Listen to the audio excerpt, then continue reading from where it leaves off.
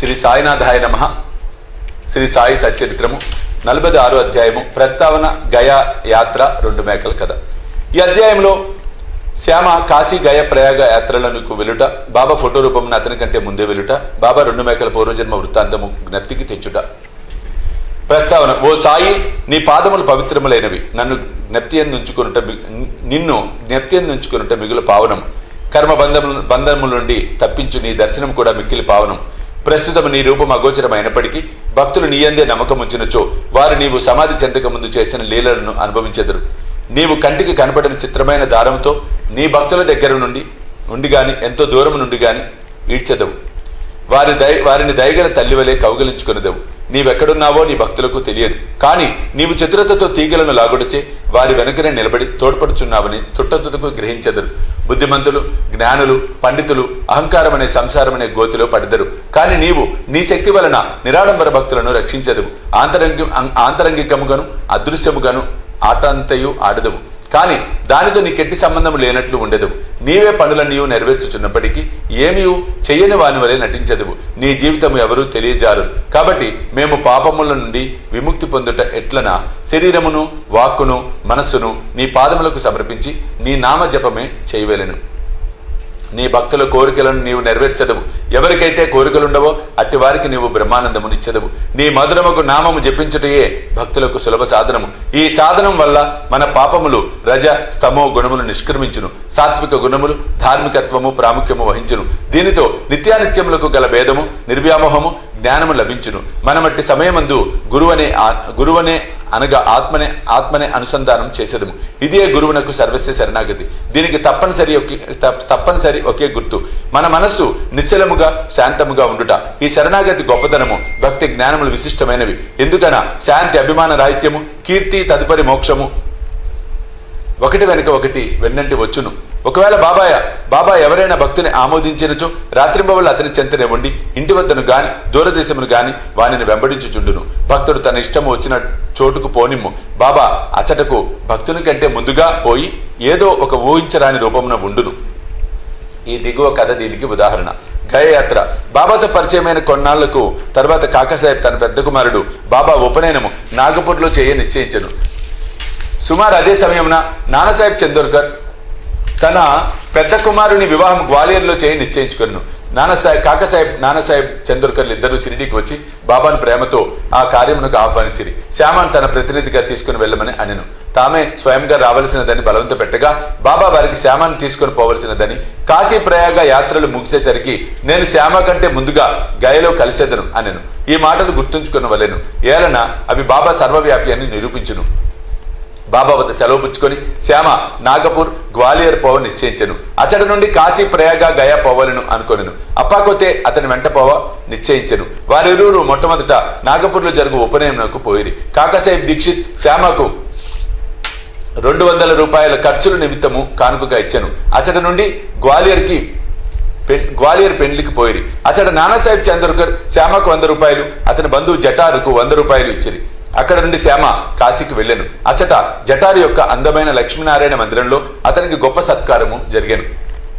అచట నుండి శ్యామ అయోధ్యకు పోయాను. అచట జటారు మేనేజరు శ్రీరామ మందిరమున ఆహ్వానించి మర్యాద చేశాను.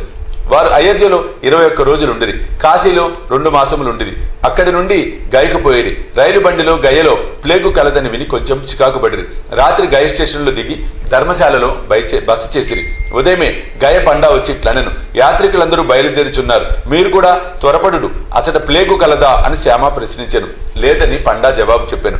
మీరే స్వయంగా వచ్చి చూసుకొనుడు అనెను. అప్పుడు వారు అతని వెంట వెళ్ళి పండా ఇంటిలో దిగిరి. ఆ ఇల్లు చాలా పెద్దది. పండా ఇచ్చిన బసకు శ్యామ చాలా సంతృష్టి చెందెను. అచటగల బాబా యొక్క అందమైన పెద్ద పటము అతనికి అన్నిటికంటే ఎక్కువ ప్రీతిని కలుగజేశాను.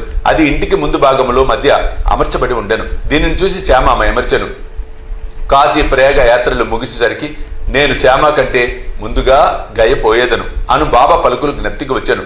కండ్ల నీరు గమ్మెను, శరీరం గగురు పొడిచాను, గొంతుగా ఆర్చుకొని పోయాను. అతను వెక్కి ఏడవసాగాను. ఆ పట్టణంలో ప్లేగు జాడ్యము గలదని భయపడి ఏడ్చుచున్నాడేమో అని పండా అనుకున్నాను. పండాను బాబా పటం ఎక్కడి నుండి తెచ్చితివి అని అడిగాను.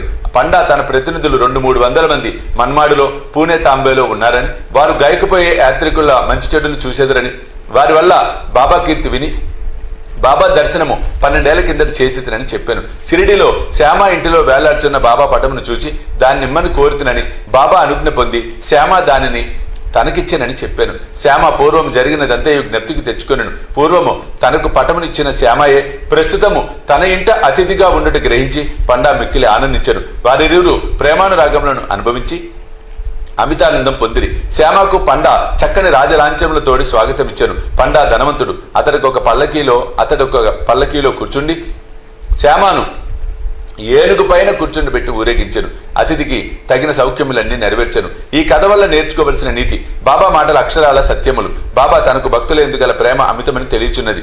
ఇదేగాక వారికి జంతువులందు కూడా సమాన ప్రేమ ఉండెను. వారు వానిలో ఒకరుగా భావించేది వారు. ఈ దిగువ కథ దీనిని వెల్లడించును. 2 మేకలు కథ. ఒకనాడు ఉదయం బాబా లెండి తోట నుండి తిరిగి వచ్చుచుండెను. మార్గమున మేకల మందను చూశాను. అందులో 2 మేకల మీద బాబా దృష్టి పడెను. బాబా వారిని సమీపించి ప్రేమతో తాకి లాలించి వారిని 32 రూపాయలకు కొనెను. బాబా వైఖరిని చూచి భక్తులు ఆశ్చర్యపడిరి. బాబా మిగులు మోసపోయినని వారు అనుకొనిరి. ఎందుకనగా ఒక్కొక్క మేకను 2 గాని 3 గాని 4 గాని రూపాయలకు కొనవచ్చు. 2 మేకలకు 8 రూపాయలకు హెచ్చు కాదనిరి. బాబాను నిందించిరి. బాబా నెమ్మదిగా ఊరుకొనెను. శ్యామ తాత్యా కోతే బాబాను సమాధానం వేడగా, బాబా నాకు ఇల్లు గాని కుటుంబం గాని లేకుండటి చేత నేను ధనమును నిల్వ చేయరాదు అనెను. మరియు బాబా తమ ఖర్చుతోనే 4 సేర్ల శనగపప్పును తెచ్చి మేకలకు పెట్టవనిది. పిదప మేకలను వారి యజమానికి తిరిగి ఇచ్చివేసి పూర్వ వృత్తాంతము ఈ రీతిగా చెప్పిరి. ఓ శ్యామ, తాత్య, మీరీ బేరములో నేను మోసపోయితునని అనుకొనిచున్నారు. అట్లు కాదు. వారి కథ వినుడు. గత జన్మలో వారు మానవులు. వారి అదృష్టం కొలది నా జతకాండ్రుగా ఉండేవారు. వారొకే తల్లి బిడ్డలు. మొదట వారికి ఒకరిపై ఒకరికి ప్రేమ ఉండెను. రాను రాను శత్రువులైరి. పెద్దవాడు సోమరి గాని, చిన్నవాడు చురుకైనవాడు. అతడు చాలా ధనము సంపాదించను. పెద్దవాడు అసూయ చెంది చిన్నవాడిని చంపి వాని ద్రవ్యమును అపహరించెను. తమ సోదరత్వమును మరిచి వారిద్దరూ కలహించుకొనిరి. అన్న తమ్ముల్ని చంపుట పెక్కు పన్నగడలను పన్నెను. కాని నిష్ప్రయోజనములు అయ్యెను. ఇద్దరు బద్ధవైరులైరి. ఒకనాడు తన సోదరుని బడితతో కొట్టెను. చిన్నవాడు అన్నని గొడ్డలితో నరికెను. ఇద్దరి ఇదే స్థలమున చచ్చిపడిరి. వారి కర్మ ఫలముచే ఈ జన్మన మేకలుగా పుట్టిరి. నా పక్క నుండి పోవుచుండగా వారిని ఆనవాలు పట్టి తిని వారి పూర్వజన్మ వృత్తాంతమును జ్ఞప్తికి తెచ్చుకొంటిని. వారి యందు కనకరించి వారికి తిండి పెట్టి కొంత విశ్రాంతి కలుగజేసి ఓదార్చవలను అని అనుకొంటిని. అందుచే ఇంత ద్రవ్యమును వ్యయపరిచితిని. అందులోకి మీరు నన్ను దూషించుచున్నారా? నా బేరము మీరు ఇష్టపడకుండుడిచే నేను వాని యజమాని వద్దకు తిరిగి పంపివేసి తిని. మేకల పైన కూడా బాబా ప్రేమ ఎట్టిదో చూడుడు. 46వ అధ్యాయం సంపూర్ణం. సద్గురు శ్రీ సాయినాథ్ అర్పణమస్తు. శుభం భవతు.